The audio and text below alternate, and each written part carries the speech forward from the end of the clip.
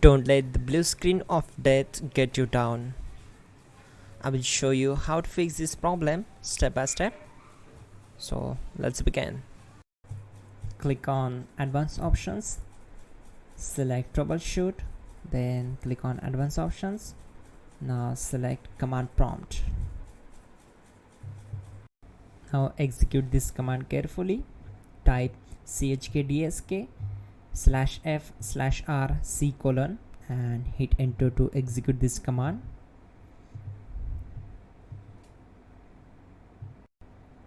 Type c : then hit enter. Now we need to type cd space c : / and hit enter to execute. Now type cd space windows and hit enter to execute the command. Then type cd space system32 and hit enter to execute the command. Now execute this command. Type cd space config and simply hit enter. Then type md space backup and hit enter. Now execute this command. Type copy space ** space backup and simply hit enter. Now execute the command md space backup1 and simply hit enter. Now execute this command carefully. Type in copy space ** space backup1, then simply hit enter to execute the command. Now type cd space regback and simply hit enter. Execute this command. Type dir, then simply hit enter.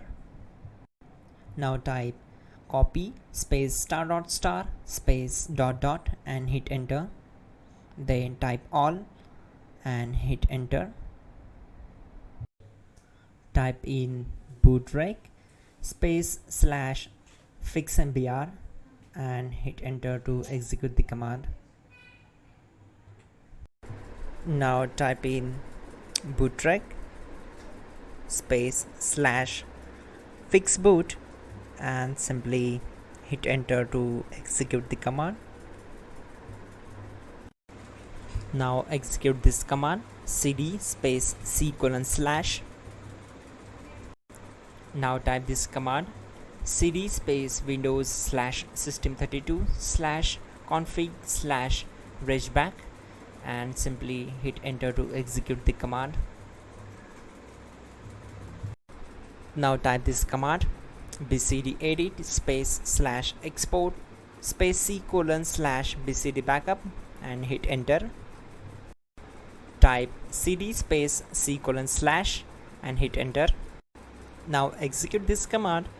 Type md space boot and simply hit enter to execute this command. Type cd space boot and simply hit enter.